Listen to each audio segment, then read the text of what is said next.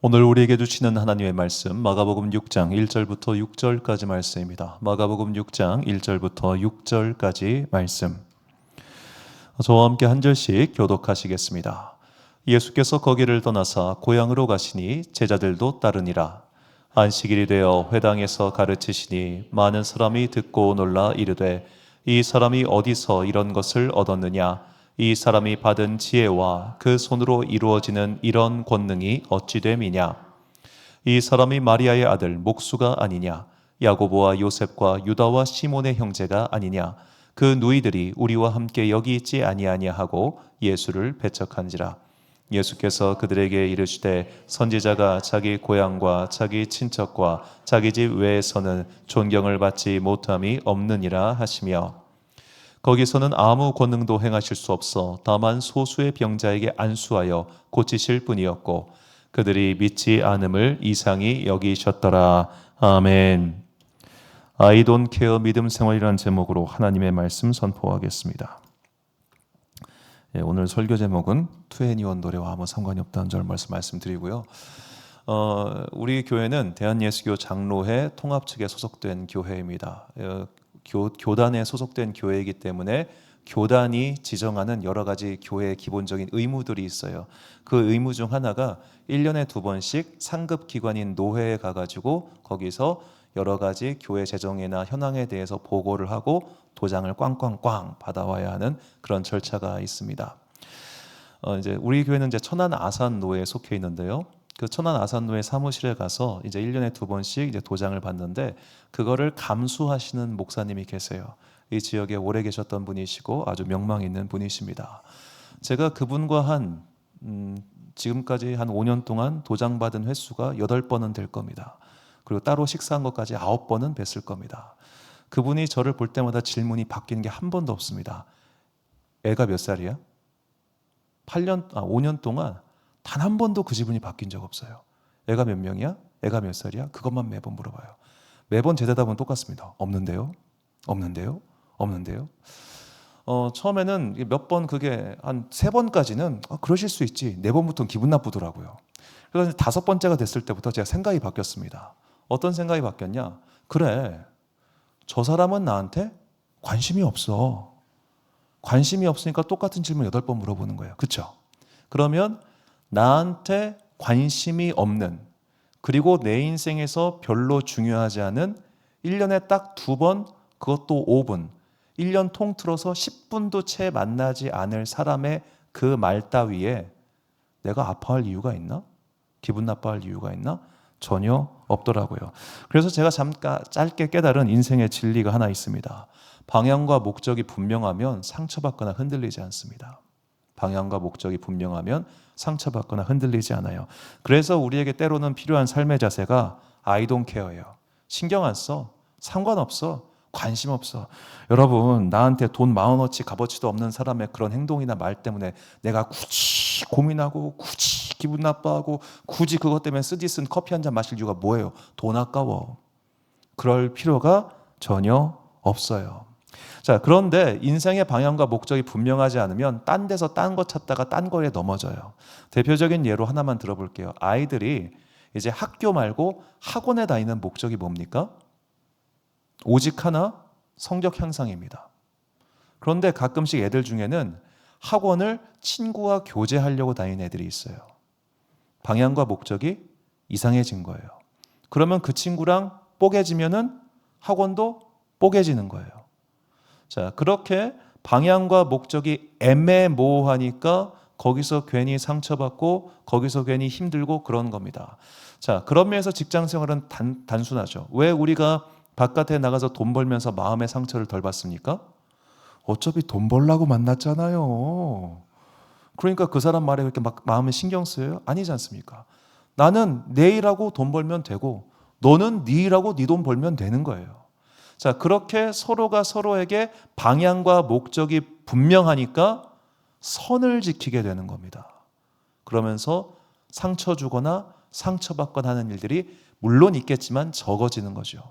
자, 이렇게 방향과 목적이 불분명할 때 우리는 금세 그 분야에서 무너지기 십상입니다. 자, 이런 일들이 교회에서 무지하게 많이 벌어집니다. 자, 우리가 교회에서 믿음 생활하는 이유가 뭡니까? 궁극적으로는 우리 영혼의 구원을 위해서입니다. 우리가 단순하게 얘기해서 죽어서 천국 가려고 오늘 믿음 생활하는 겁니다. 그래서 우리가 죽어서 천국 가기 위한 믿음을 유지하기 위해서 교회 생활하는 거예요. 그냥 혼자 믿으면 되지. 혼자서는 믿음 유지 못해요. 절대 못합니다. 함께 있으면서 그래도 내가 일주일에 하루라도 1시간이라도 나를 쳐서 복종하는 마음으로 여기 와서 꾸역꾸역 앉아 있으니까 그나마 믿음을 지킬 수가 있는 거예요. 그거를 위해서 우리가 나오는 겁니다. 그런데 교회에 오다 보면 슴뻑슴뻑 던지는 아무 생각 없는 말에 내가 푸닥푸닥푸닥 얻어맞을 때가 있어요. 자, 목사들도 그렇지만 뭐 다 똑같죠. 나오는 레퍼토리가 정말 똑같습니다. 보통 이제 30대 넘어간 이제 그 남성이든 여성이든 간에 또 물어보는 거. 결혼 안 해?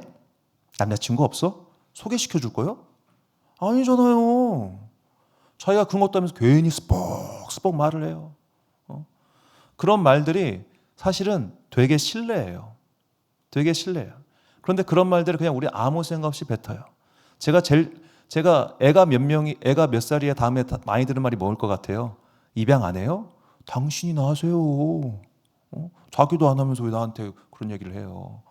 자, 우리는 이렇게 되게 쓸데없는 말들에 퍽퍽퍽 얻어맞아가지고 결국엔 그 말 때문에 믿음 생활이 틀어지는 경우들을 제가 많이 봅니다. 자, 심지어는 이런 말이 아니라 그 기타 다른 것 때문에 믿음 생활 틀어지는 분도 봤어요. 제가 본 굉장히 독특한 케이스가 있어요. 그 주가 고난주간이었습니다. 고난주간 교회의 색깔은 빨간색입니다. 그래서 그 목사님 빨간색 넥타이를 메고 예배를 인도하셨습니다. 어떤 성도님이 그거에 크게 상처받고 교회를 떠나셨어요. 우리 목사님 국민의힘 지지한다. 나 이 교회 못 다닌다고 나가시더라고요. 말이 안 통해. 왜 교회 예전이 빨간색이어서 그래요. 아니라고. 우리 목사님은 고향이 경상도니까 분명히 국민의힘 지지할 거라고. 그러고 가시더라고. 답이 없어. 여러분, 교회 예전에는 파란색이 없어요. 죄송해서. 없어. 그건 말도 안 되는 이야기잖아요. 자, 그렇게 믿음 생활의 방향과 목적이 애매하면요, 온갖 게 걸려요. 이 말도 기분 나쁘고 저 말도 기분 나쁘고 요것도 짜증나고 저것도 짜증나요. 심지어는 교회 메뉴도 밥 메뉴도 짜증나요. 저는 매주 카레 나온다고 그것 때문에 실족한 사람도 봤어요. 왜 매주 카레가 나와야 되냐고. 여러분, 카레 해봐요. 어깨 뽀개질 것 같이 힘들어. 그냥 먹지. 그것도 불만, 저것도 불만. 그러니까 다 걸리는 거예요. 방향과 목적이 애매하니까. 자, 이렇게 방향과 목적이 애매한 사람들, 그렇게 해서 방황하는 사람들 보잖아요. 굉장히 중요한 특징이 있어요. 안타깝지만 사회생활도 그렇게 해요. 진짜예요. 이게 참 속상한 이야기인데, 직장이 안정적인 사람들은 믿음 생활도 대체적으로 안정적이에요. 속상한 이야기예요. 그렇죠? 그런데 반대로 당연히 경제적인 게 무너지면 믿음 생활도 흔들릴 수밖에 없지. 그런데 반대로 믿음 생활이 마그르게 흔들리잖아요. 그러면 내 사회생활도 같이 흔들려요. 이게 신기하게 이게 같이 간다니까요. 그래서 제가 그냥 깨달은 건데, 사회생활과 믿음 생활의 연관성이 있어요. 한쪽이 무너지면 다른 쪽도 무너지고, 한쪽이 건실하면 결국 다른 쪽도 건실해져요. 자, 우리가 믿음 생활을 열심히 하는 게 이래서 중요한 거예요. 내 사회생활은 여러 가지 요인 때문에 흔들릴 수 있습니다. 제가 아는 집사님이 자녀들 유학을 보냈습니다. 요새 뭐에 흔들립니까? 환율에 흔들려요. 보낼 때는 1,100원이었는데 지금은 1,500원까지 올라가잖아요. 죽겠는 거예요. 그거를 그분의 죄 때문에 환율이 올라갔습니까? 아니잖아요. 자, 나의 경제생활이라고 하는 것은 외부적 요인에 따라서 요동칠 때가 많아요. 그런데 나의 믿음 생활은 내가 결단하고 내가 지키면 요동이 안 해요. 이건 내가 할 수 있잖아요. 그러면 오늘 무너져가는 나의 일상생활을 지키기 위해서 믿음 생활을 결단하고 이거를 잘 지키면 이것도 결국에는 회복이 돼요. 제 후배 목사가 얼마 전에 이제 직장에서 더 이상 계약 연장이 안 돼가지고 12월 18일불로 이제 계약 종료돼서 그만둬야 된다는 얘기를 하더라고요. 그러냐. 이제 그 친구도 나이도 솔찬히 있고 딸도 초등학교 6학년 올라가고 하니까 마음이 심란할 거 아니에요. 그런데 I don't care예요. 왜? 다음 주에 또 일자리 구하면 되니까. 그래가지고 기쁜 마음으로 뭐 다음 주에 또 일자리 구하면 돼요. 여유 시간에 또 쿠팡 라이더도 하고 목사인데. 자, 자기의 주일 예배라고 하는 그것이 굳건하게 흔들리지 않으니까 삶이 요동쳤을 때 다시 떨어지긴 물론 떨어져요. 하지만 솟아 올라가더라고요. 그래서 우리가 내 삶을 회복시키기 위한 믿음의 결단이 중요한 겁니다. 여러분, 자꾸만 삶이 요동치고 힘들 때 기도를 결단하고 기도를 해보세요. 새벽 재단 쌓기가 어려우면 저녁 재단이라도 쌓아보세요. 아무것도 안 하면서 맨날 흔들린대. 당연히 흔들리지. 양쪽이 같이 흔들리고 있는데 최소한 흔들리는 내 삶을 잡기 위해서 믿음 생활을 결단하고 그거라도 지켜보라고요. 여러분들 혹시 장거리 운전할 때 뭐 하십니까? 저는 웬만하면 꼭 설교 듣습니다. 제가 좋아하는 목사님들 설교를 1시간, 2시간을 운전할 때는 꼭 그렇게 듣고 갑니다. 자, 30분, 40분 되는, 심지어 뭐 1시간 가까이 되는 그 출퇴근 시간에 설교 들으세요. 찬양 들으세요. 그 시간을 나의 믿음의 시간으로 삼으세요. 그렇게 결단을 해보고 하나님과 씨름을 해보시라고. 하나님, 나 이 문제 있습니다. 이거 좀 내가 작정하고 100일 기도를 드리든 작정하고 40일 새벽 제단을 쌓든 할 테니까 요것 좀 해주세요. 당신의 살아계심을 나에게 보여주시사 내가 이 믿음이 흔들리지 않게 날 좀 도와주세요. 그런 결기를 가지고 믿음 생활을 하면은 내 일상생활도 회복이 된다니까요. 그거를 꼭 실천하십시오. 그런데 이도저도 아닌 사람들이 꼭 문제라는 거예요. 믿음 생활도 이도저도 아니고 사회생활도 이도저도 아니고 너무 많은 걸 구해요. 믿음 생활 안에서도 온갖 것들을 다 구해요. 사회생활 안에서도 온갖 것들을 다 구해요. 여러분, 어떻게 나와 직장 동료가 나와 흉금을 터놓고 이야기를 하면서 너와 그런 귀한 교제를 나누는 그런 환상은 깨요. 없어요. 학교 친구들이 영원할 것 같죠? 천만에요. 그럴 일은 별로 없어요. 지금까지 중학교, 고등학교 친구들 만난 분 몇 분이나 계세요? 없잖아요. 중요하지 않은 거예요. 중요하지 않아요. 왜 중요하지 않은 거에 그렇게 목숨을 겁니까? 자, 내 삶의 방향과 목적을 분명히 세우는 것, 그것이 참 중요합니다. 자, 그래서 우리가 그것을 분명히 하기 위해 더욱더 하나님을 찾아야죠. 잠언 8장 17절 말씀 보니까 나를 사랑하는 자들이 나의 사랑을 입으며 나를 간절히 찾는 자가 나를 만날 것이니라 라고 합니다. 자, 여기서 간절히 찾다라고 번역한 히브리어 샤카르의 뜻은요, 새벽에 찾다, 성실하게 찾다입니다. 성실하게. 새벽에 성실하게. 그러니까 삶의 어느 순간이 되었든 간에 그것을 내가 성실하게 지키는 사람은 믿음이 굳건해지고, 믿음이 굳건한 사람은 뭐냐? 실족하거나 넘어지지 않아요. 믿음의 방향과 목적이 분명하니까 옆에서 누가 뭔 소리를 하든 이 인간이 저런 행동을 하든 그런 거 I don't care. 나는 오늘 여기서 은혜 받고 가면 돼요. 나는 오늘 여기서 예배 드리고 여기서 성령의 은혜로 충전받고 이제 내일부터 혹은 오늘 오후부터 시작되는 나의 일상의 삶을 잘 살면 되는 거예요. 이것이 오늘 우리가 여기서 예배드리는 목적이에요. 나머지는 다 뭐다? 부차적인 거예요. 오늘 목사님 목 상태가 왜 저러냐? 저 양복은 도대체 언제 갈아입냐? 맨날 제가 양복 단벌이라 그래요. 그냥 똑같아요. 뭐 언제쯤 갈아입냐? 뭐 항상 알아서 갈아입어. 그런저런 걸 신경 쓰기 시작하면은 다 시험거리라니까요. 제가 얘기했잖아요. 저는 사모님이 그 주에 파마했다고 시험 든 교인도 봤어요. 제정신 아닌 사람 많어. 우리가 그런 제정신 아닌 길에서 넘어지면 안 된다는 겁니다. 자, 성경은 믿음의 길에서 이탈하라는 것을 가리켜서 실족하다, 걸려 넘어지다라고 보통 표현을 합니다. 이것은 헬라어 스칸달리조인데 여기서 나온 말이 스캔들이란 단어예요.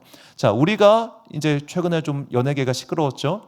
내가 좋아하는 어느 배우, 어느 뭐 연예인, 그런 사람이 스캔들에 휘말리면 그를 향한 내 온전한 마음이 걸려 넘어지잖아요. 그러면은 그게 스캔들인 거예요. 온전치 못하게 자꾸만 걸려 넘어지게 하는 스캔들.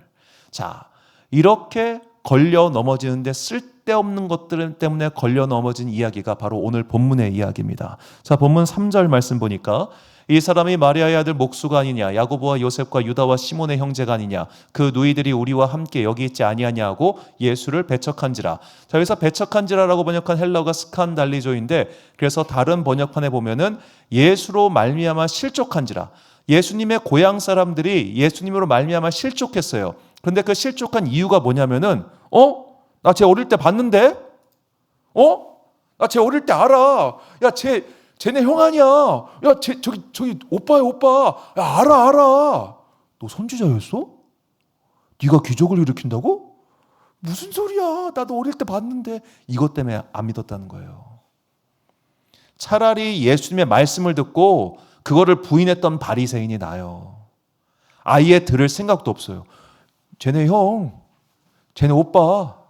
그것 때문에 뭘 보고 있어요? 쓸데없는 거 보고 있는 거예요. 자, 그렇게 쓸데없는 거 보고 있으니까 아무런 능력이 나타나지 않습니다. 본문 5절과 6절 보니까 예수께서는 다만 몇몇 병자에게 손을 얹어서 고쳐주신 것 밖에는 거기서는 아무 기적도 행하실 수 없었다. 그리고 그들이 믿지 않는 것에 놀라셨다. 자, 쓸데없는 걸 보고 있으니까 아무런 능력이 나타나지 않아요. 우리 믿음 생활 가운데 왜 능력이 나타나지 않고 있냐? 시선이 분산되어 있어서 그래요. 관심이 분산되어 있어서 그래요. 자꾸만 다른 걸 보니까 그래요. 그래서 우리가 그렇게 시선이 분산되지 않기 위해서 방향과 목적이 분명해야 된다는 거예요. 예배는 내가 하나님을 만나는 시간이에요. 예배는 내가 하나님께 새 힘을 얻기 위한 시간이에요. 교회는 이렇게 다시 한번 새 힘으로 충전을 얻어서 내가 세상에서 잘 살기 위한 그런 공간이에요. 근데 여기서 너무 많은 걸 원해요. 온갖 게 다 있었으면 좋겠어요. 그런 거 없어요. 그리고 그런 걸 추구하면 추구할수록 안 될 거예요. 자꾸만 이제 뭐 우리 교회는 작으니까 회당이 안 되지만 저는 교회 안에서 개모임 하는 것도 봤고요. 교회 안에 여전도에서 주식 투자 모임 하는 것도 봤어요. 온갖 잡스러운 일들이 일어나기 시작해요. 그러면 그때부터 공동체가 망하는 거예요. 더러운 것들이 덕지덕지 붙기 시작해요. 왜? 방향과 목적이 틀려 먹었으니까. 예전에 제 고향 교회에서 아주 큰 일이 벌어진 적이 있습니다. 벌써 꽤 오랜 시간이 지났는데요. 그때 이제 막 난리였어요. 그 교회 건축을 했는데 건축비를 못 받은 막 분들이 와가지고 주일 예배 때 술 먹고 와가지고 왁왁 소리 질러 쌓고 그거를 제가 가가지고 참 그때 제가 20살이었는데 생각해 보면 그 누가 들어와가지고 막 소리를 고래고래 지면서 돈 내놔 이 삐리리디야 하고 욕을 하고 있는데 20살 애가 가서 그분 증정시켜서 밖으로 내보낼 때까지 움직인 사람이 한 명도 없어요. 그 500명 중에. 그 정도로 교회가 풀이 죽고 엉망진창이었어요. 그런 상황이었는데 그러거나 말거나 맨 앞줄에 앉아가지고 아멘 아멘 하던 권사님이 있었어요. 감리교회니까 남자도 권사님이었는데 자, 그 남자 권사님이 정말 그 당시에 교인들한테 좀 흰소리 들었어요. 지금 교회가 이 모양인데 아멘이 나오냐고. 그런데 그분은 그런 거 안 봤어요. 오직 내 영혼의 구세주이신 예수 그리스도만 바라봤고 그분에게 예배의 목적은 주님 만나는 시간이었기 때문이에요. 그래서 아멘만 계속했어요. 그분은 정말 평안하게 천국 가셨습니다. 우리에게 이런 믿음의 결기가 필요합니다. 다른 거 아무것도 안 보고 그 목적과 방향을 분명히 하는 것. 예수님은 이런 사람을 가리켜서 내 믿음이 크도다라고 말씀하세요. 마태복음 15장에는 바로 이 가나안 여인, 마가복음에는 수로보니게 여인이라고 하는 사람의 이야기가 등장합니다. 여자가 와서 예수께 절하여 이르되 주여 저를 도우소서. 대답하여 이르시되 자녀의 떡을 취하여 개들에게 던짐이 마땅하지 아니하니라. 여자가 이르되 주여 올소이도마는 개들도 제 주인의 상에서 떨어진 부스러기를 먹나이다 하니 이에 예수께서 대답하여 이르시되 여자여 내 믿음이 크도다. 내 소원대로 되리라 하시니 그때로부터 그의 딸이 나으니라. 아멘. 자, 이 엄마에게는 목적이 분명했습니다. 내 딸의 병이 낫는 게 목적입니다. 그러니까 예수님이 야, 내가 너한테 에이, 그럴 바엔 개나 주지. 이거예요. 그럴 바엔 개나 주지. 얼마나 모욕적인 말입니까? 여러분이 만약에 누군가가 제발 부탁해요. 제발 좀 도와주세요. 야, 그럴 바에는 개나 주지. 이런 소리 들었다고 생각해 보세요. 그 사람 모관 조른 게 다행이에요. 그렇죠? 얼마 전에 우리 천안에도 막 시끄러운 사건이 있었잖아요. 층간소음 때문에 그 무서운 사건. 그런 식으로 차 끌고 돌진한다니까. 그냥 빡 죽어라고. 그 정도로 큰 사건이에요. 그런데 이 엄마는 관심이 없어요. 목적이 뭐니까? 딸의 병을 고치는 거니까. 그러니까 그런 소리 듣거나 말거나 주님 그래요. 개나 주세요. 내가 개가 될게요. 이 얘기입니다. 그 개가 내가 될 테니까 그거 주세요. 목적이 분명하니까 그런 말 따위에 흔들리지 않는 거예요. 예수님이 그거를 보시고 예수님께서 믿음 칭찬한 2명 중 1명이 이 여인입니다. 내 믿음이 크도다. 우리에게 이런 믿음이 필요합니다. 흔들리지 않는 믿음, 방향이 분명한 믿음. 앞으로 우리가 뭐 교회 생활이 됐든 일반 생활이 되었든 간에 우리의 마음을 스벅스벅 건드리는 일들이 얼마나 많습니까? 누군가 괜히 와가지고 돌 동탕 던져 쏴요. 그러면은 화가 나고 기분 나빠요. 그런데 그 화가 나고 기분 나쁜 거는 인정. 어쩔 수 없어요. 화가 일어났어요. 그런데 그 화 때문에 나를 망치면 어리석은 거예요. 화가 났어요. 화났다고 주먹으로 벽을 치면 네 손만 나가는 거예요.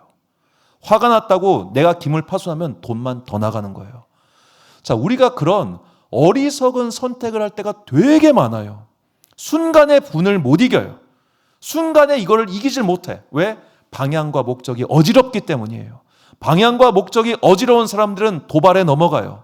방향과 목적이 분명하지 않은 사람들은 작은 거에 걸려 넘어지고 그렇게 썽을 내요. 그러다가 지 다리도 분질러 먹어. 걸려 넘어졌다가. 우리가 그런 것에 빠지지 않기 위해서는 바로 평정심을 가져야 됩니다. 평정심. 얼마 전에 읽었던 책의 제목이 기가 막힙니다. 사소한 불행에 인생을 내어주지 마라.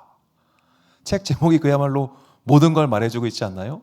사소한 불행에 인생을 내어주지 마라. 중요한 것은 인생에서 어떤 일이 닥치는가가 아니라 그 일에 어떻게 반응하느냐다. 오늘 우리의 마음을 힘겹게 만드는 여러 가지 일들, 젠장, 속하고 욕하고 힘든 여러 가지 나를 가만히 안 냅두는 그런 일들을 만났을 때 그런 일들에게 나를 빼앗겨서는 안 되는 겁니다. 나를 거기에 빼앗겨 버리면요, 그 사람이 나의 주인이 되는 거예요. 오늘 내 마음속에 자꾸만 파장을 던지게 만드는 그 사람이 내 인생의 주인이 돼버려요. 참 신기하죠? 돌 던진 놈은 돌 던진 것도 몰라요. 그렇지 않나요? 돌 던진 사람은 지가 돌 던져진도 모릅니다. 그런데 나는 맞아가지고 피가 철철철 흐르면서 계속 그 사람을 원망하고 있어요. 나의 원망이 그에게 아무런 영향을 미치지 못하는데 원망해서 뭐 하겠어요? 그러니까 오늘 자꾸만 내 삶에서, 특히 나의 믿음 생활에서 나를 걸려 넘어지게 만드는, 내 마음을 자꾸만 스크래치 나게 만드는 그러한 것들을 제거해야 됩니다. 그래야 뭐가 이어진다? 평정심이 생기고요, 방향과 목적이 흔들리지 않게 됩니다. 예수님께서는 그것을 위해서 우리가 무엇을 구하느냐? 성령 충만을 구해야 된다고 말씀하세요.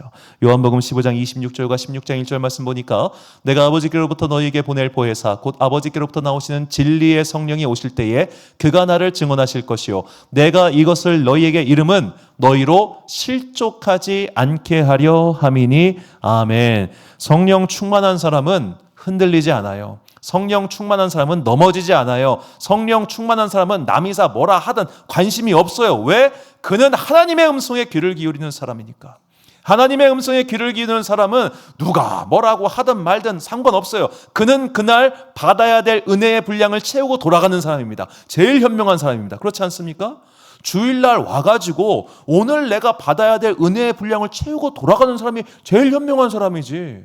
제가 그런 분을 알아요. 제가 참 존경하는 여자 장로님이신데 그분이 그 교회에서 세례를 받으셨어요. 1호 세례 교인이에요. 그래서 제가 참 존경하고 좋아하는 분인데 1호 세례 교인이고 이제 참 함께 교회와 함께 이렇게 성장하셨던 그런 분이세요. 자, 이분이 그 교회가 어떤 의미에서 좀 시끄러운 교회이기도 했어요. 어떤 의미에서는 그랬는데 그런 모든 또 담임 목사 교체하고 뭐하는 모든 과정에서 그러거나 말거나 지금도 그분은 일부 예배 때 이 자리 맨 앞줄에 앉아가지고 손 들고 기도하시다가 돌아가셔서 자기 봉사하고 탁 하고 가세요.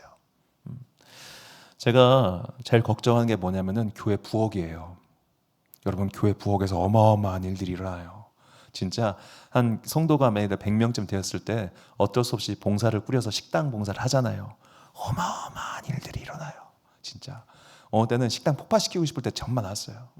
구역별로 돌아가면서 이제 봉사를 하고 하는데 이제 저도 여러 교회 다녀봤으니까 하면은 정말 부엌 일은 어려워요.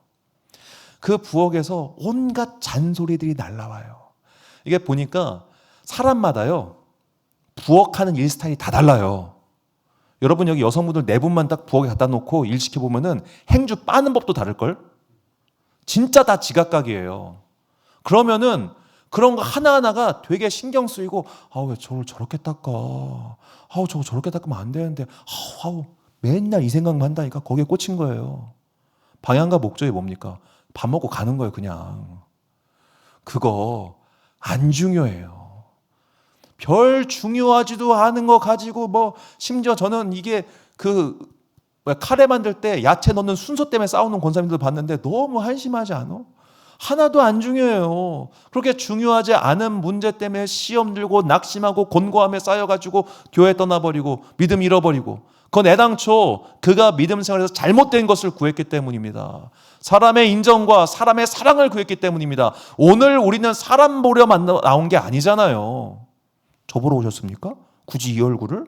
잘생기지도 않은 거? 제가 박보검도 아닌데? 잘생긴 사람 보러 가야 될 거 아니에요. 그런 거는 연예인 만날 때 보는 거고, 오늘 우리는 뭘 보러 왔습니까? 하나님 만나러 온 겁니다. 주의 음성을 듣기 위해 온 겁니다. 기도하러 온 겁니다. 내일부터 시작될 나의 삶의 현실 속에서 그 믿음의 싸움에서 승리하기 위해서 온 거란 말입니다. 그거 외에 나머지는 전부 다 뭐다? 부차적인 것들이에요. 그러니까 그런 말들 때문에 흔들릴 필요 없습니다. 저는 한편으로는 감사한 게 제가 여러분들의 사정을 속속들이 모릅니다.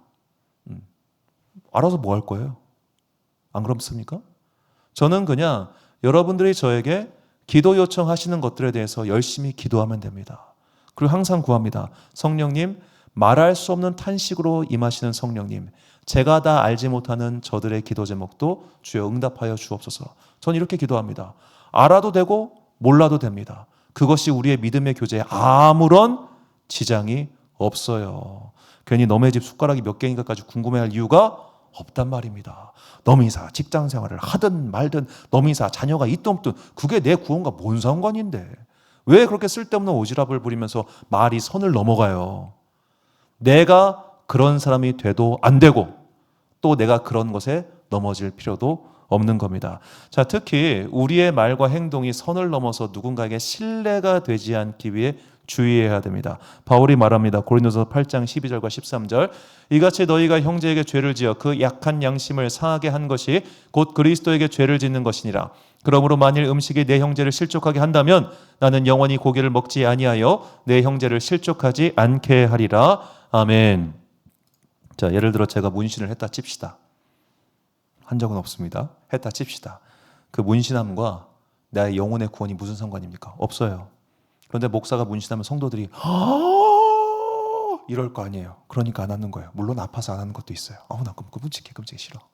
자, 오늘 내가 생각 없이 한 행동에 누군가는 짱돌 맞아서 아파요. 그렇죠? 자, 보통 사건이 벌어지면 다들 이렇게 얘기합니다.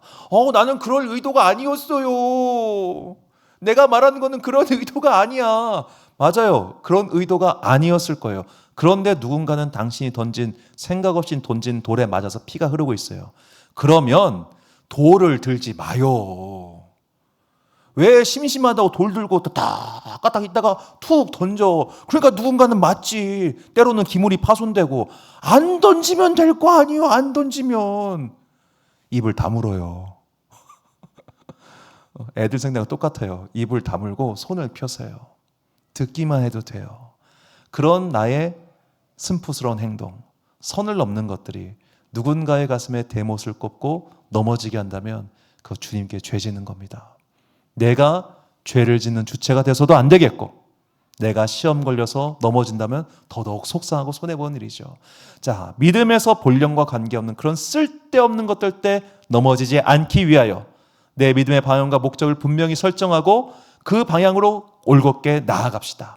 그렇게 흔들리지 않는 믿음 생활의 끝에 분명히 우리에게는 하나님께서 예비하신 복과 은혜, 그리고 특별히 우리의 행복을 위하여 주시고자 하는 엄청난 축복이 우리를 기다리고 있을 겁니다. 다윗과 바울의 기도와 조언이 우리의 삶의 방향이 되기를 소망합니다. 결단의 말씀 시편 61편 1절과 2절, 고린도전서 15장 58절 말씀 우리가 잔목소리로 봉독하겠습니다. 시작. 나의 영혼이 잠잠히 하나님만 바라미요 나의 구원이 그에게서 나오는도다. 오직 그만이 나의 반석이시요 나의 구원이시요 야의 요새이시니 내가 크게 흔들리지 아니하리로다. 그러므로 내 사랑하는 형제들아 견실하며 흔들리지 말고 항상 주의 일에 더욱 힘쓰는 자들이 되라. 아멘. 사랑하는 지혜빛 광성교회 성도 여러분, 그리고 이 예배 함께 드리고 계신 귀한 주님의 자녀 여러분, 믿음의 방향과 목적을 분명히 세우십시오. 우리는 하나님을 바라보고 하나님께 은혜를 얻기 위해 이 자리에 나왔습니다. 그 나머지 것들은 전부 다 부차적인 것들에 불과합니다. 나의 말이 그런 부차적인 것들에 속하지 아니하도록 주의하십시오. 내가 그런 부차적인 것들 때문에 넘어지지 않도록 또한 주의하십시오. 내 삶의 방향과 목적, 이것이 분명할 때 우리는 흔들리지 않는 믿음의 반석 위에서 굳게 서서 결코 넘어뜨릴 수 없는 믿음의 사람으로 우뚝 서게 될 것입니다. 그리고 그 끝에는 반드시 주님께서 우리에게 약속하신 놀라운 삶의 행복과 풍요로운 은혜가 있다는 것을 잊지 마시고 방향을 분명히 세우고 그 길을 끝까지 달려가는 그런 여러분과 제가 되시기를 주의 이름으로 축원합니다. 우리 함께 찬양 하나님의 사랑을 사모하는 자 부르신 후에 기도와 축도로 예배를 마치겠습니다.